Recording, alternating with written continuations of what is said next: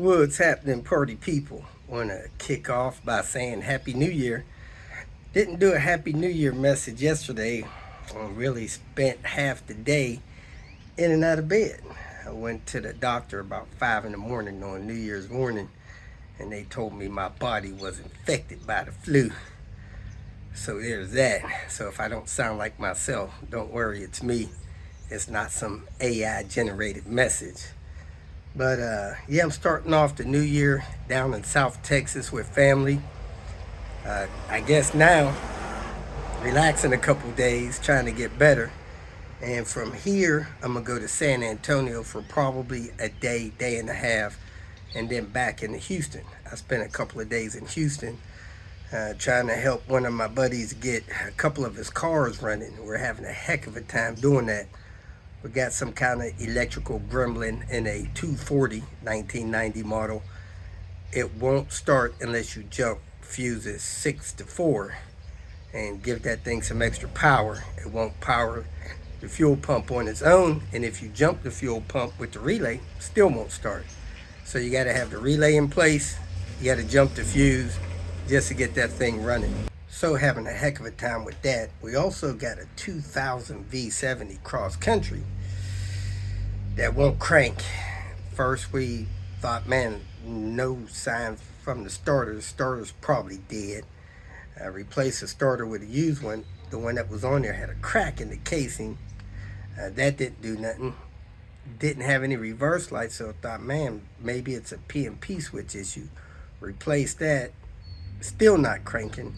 And, it had a dead battery, so I was thinking probably wouldn't have any usable codes, but to my surprise, there was some codes in the ECU. Cleared them, and the one that came back was saying something about a power supply to the ECU. So I don't know if that means this ECU somehow got fried, but we're going back to Houston and try to get those two cars running before we move on through Dallas, through Oklahoma City, visit my aunt, and back to Cincinnati to get Elizabeth's car serviced and running so she'll have her car back on the road. Then I may dip out to Virginia for a day or two, and then we're headed out to Terre Haute, Indiana, and then over to Nebraska. I'll be in Terre Haute maybe 2 days at the most, then going to Nebraska, finish up on that BMW, then going into the Albuquerque area, then out to Las Vegas, then into Southern California. So that's kind of the schedule. Now, if you need me to stop by, do a troubleshoot for you, scan your car, have a meet and greet, man, you really need to call or text. It's hard for me to monitor all of these other social media outlets. I was in Houston the other day and somebody thought it was a good idea, I don't know who, to put me in some kind of chat they had going on. And I got about 32 message notifications in 2 hours while I was trying to work on these cars up there that wouldn't start. Very annoying, so most of the time I have to turn my notifications off on my phone totally. And I only see people calling in when I'm looking at the phone. And I check my messages when I take a break here and there. Now, of course, I have my phone number published on the internet so that when people really need help because they don't understand something in the videos or they're just in a tight spot, they can call or text me. Not to be notified about every time somebody changes a light bulb on a car. It's just not practical. I mean, I don't need to know every time somebody changes a light bulb or paints one of their wheels.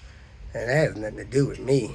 I'm out here trying to help people get their car serviced, get it running, help guide them through things that for some reason they don't believe what I put in the video. I tell you in the video, when I use timing belt parts, I only use OEM quality parts. That doesn't mean I use Gates parts. That doesn't mean I use HEPA pumps. That means whatever pump Volvo would put on your S60 is the pump that I want to put on your S60. And getting kits from Amazon or other places, man, that's between you and your vehicle. That's nothing to do with me. and you can service your car however you want. However, if you hire me to service it, I'm only going to put Volvo quality parts on there, because if I touch it, that somehow makes me responsible for it, even if I give you that legendary 38-minute warranty. So I don't want anything to happen to your vehicle, especially after I work on it. So I'm going to use the OEM quality parts. And if you want to use something other than that, man, go right ahead. That's your vehicle. You can put something on there that'll explode in 5,000 miles if you want. That has nothing to do with me. But if you need me, call or text, because these other social media things are just going haywire with people putting me in chats and stuff like that. If you want to get blocked, probably the best thing to do, the quickest way to get blocked, is to put me in some group chat. And I tell my family, don't even put me in family function group chats. If you want my presence or need me to know something, send me a message directly. I get too many people that really need help contacting me through my phone, not to be in some kind of group chat hearing somebody talk about how much their 2-year-old enjoyed playing with some baby doll that he grabbed out of his sister's hands. Again, nothing to do with me. I don't need to know that. So I'm going to spend another day or two here trying to make sure that I'm not contagious to other people. Nobody needs me showing up at their door giving them some virus that I've picked up from somewhere else. And then I'm going to head on out of here again. San Antonio, Houston, through Dallas, through Oklahoma City, and then home. Get Elizabeth's car on the road, out to Terre Haute, probably dip out to Virginia, do a staring rack for somebody in Cincinnati, then head back out to Lincoln, Nebraska, with probably a trailer full of parts.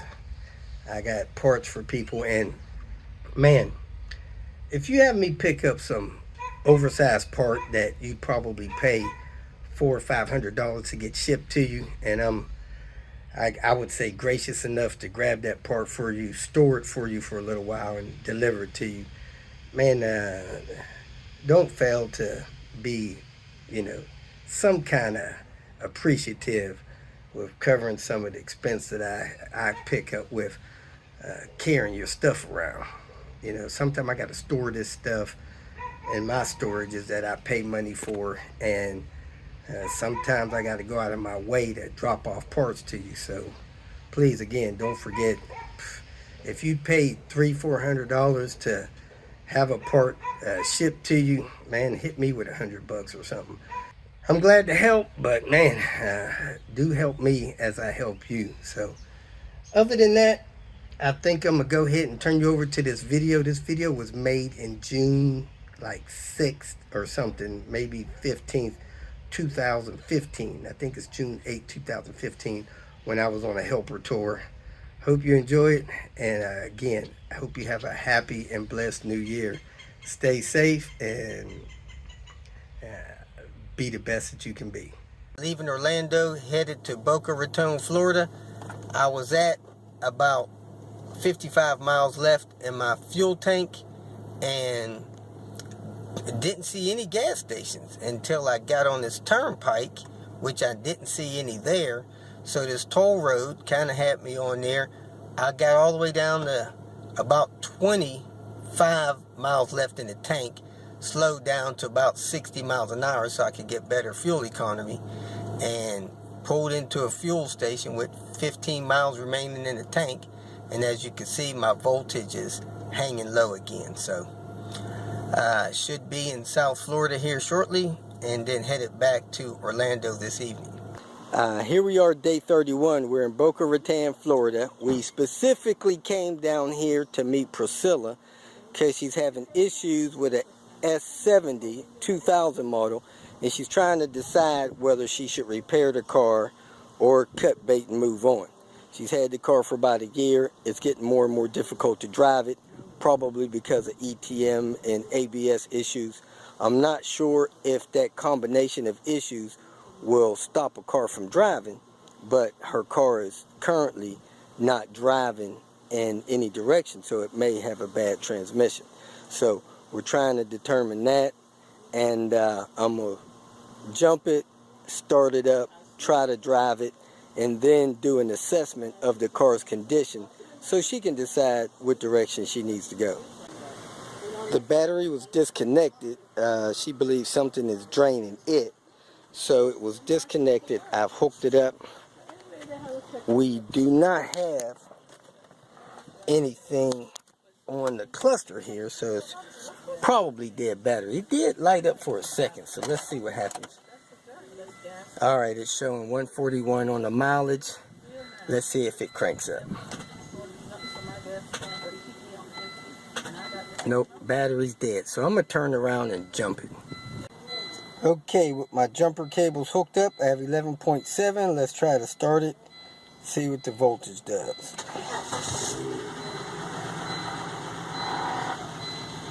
Alright, it's up to 12.8, 13.1.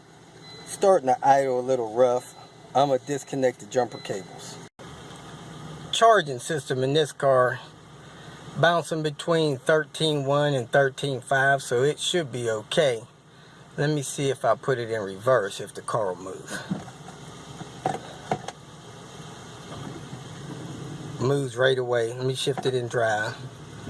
Moves right away in drive without any hesitation. So I'm going to drive the car around the block and let it heat up and see if the transmission continues to drive the car.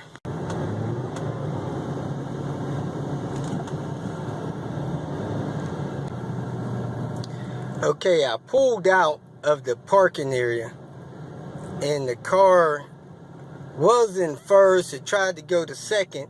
Seemed like it's shifting second and stopped moving. Going forward. Now the engine revs freely and it doesn't seem like the car has a second gear. But it was showing some hesitation in driving. Alright, it moved a little bit. It's moving now. Let's see if it'll go for me. Alright, it just kicked out when it tried to go to second. So this car may have a bad transmission, not moving to second, or some kind of sensor's gone in it. But it seems like it does okay starting out in first. But when you try to shift to second,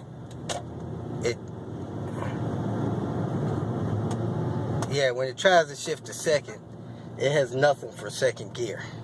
Okay, I'm going in reverse, and it seems to reverse okay. So, let me try this one more time here. It goes fine in first. As long as I'm in first, it's okay.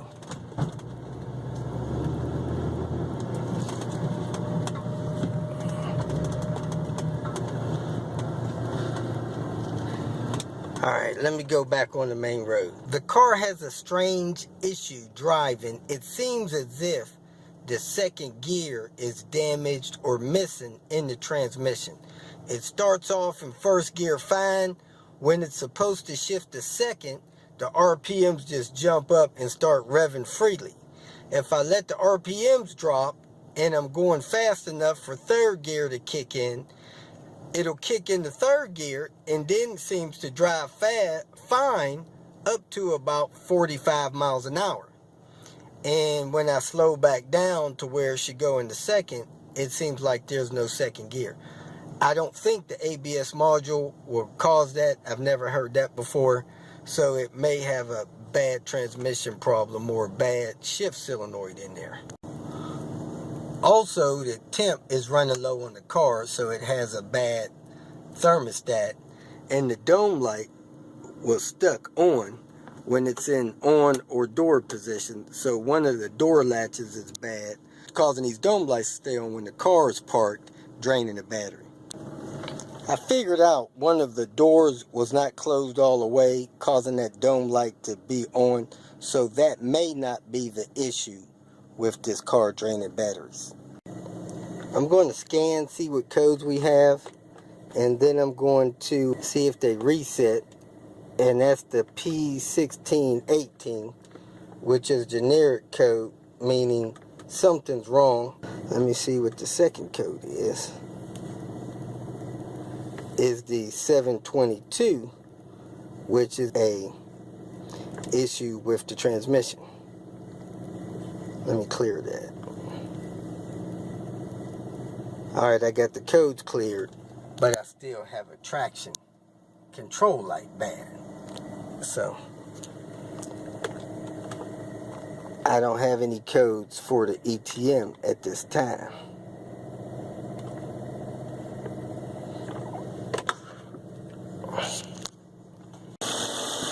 I look here in the coolant, and it appears that maybe somebody has Dexcool in this vehicle, which would need to be flushed out immediately, because the Volvo stuff is blue, green, blue, and this stuff is like orange, so that needs to be flushed.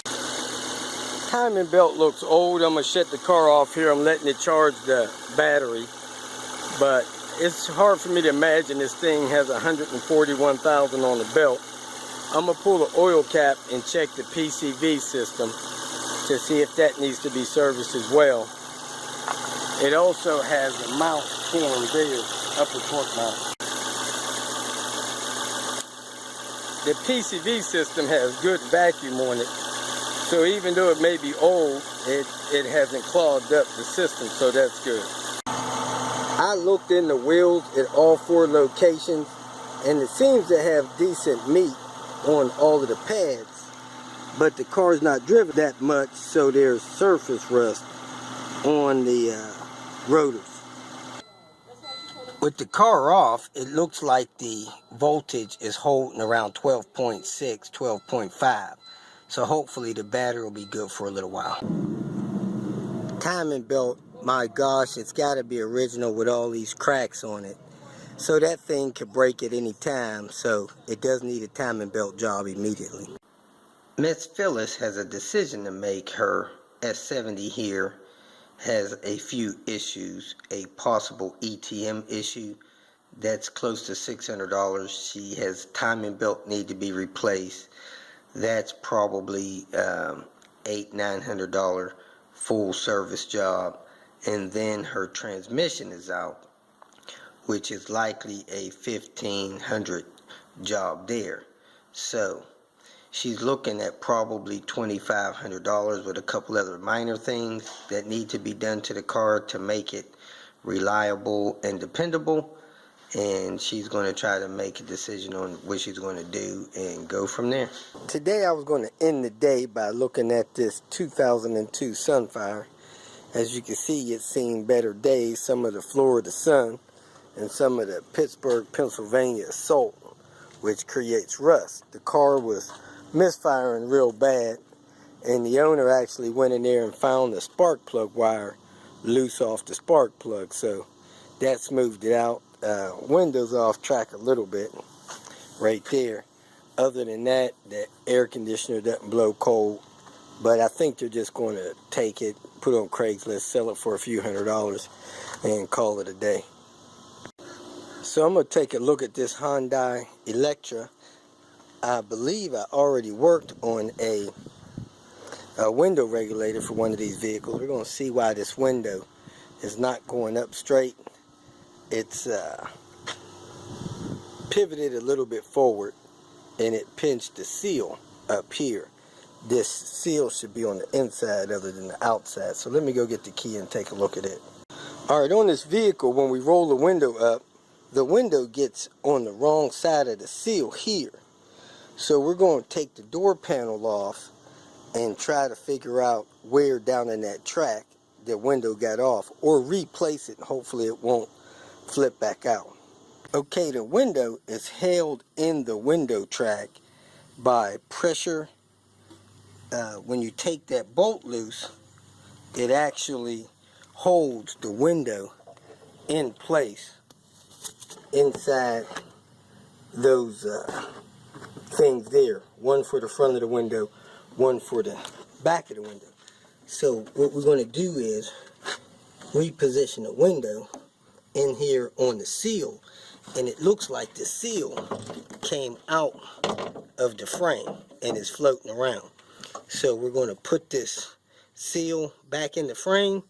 Then we're going to put the window back in place, attach it back to the panel assembly with those squeeze clips with the 10 millimeter, and then put everything back together and make sure it works properly. Okay, we position the front and the back window in the seal. Then we lowered the window down into the bracket, tightened the bracket. Then we brought the door panel over, plugged it in and tested it. It appears to be working fine. Then this corner piece here, just press it in place and hit it with the palm of your hand to pop it in place. And everything's back together, good as new.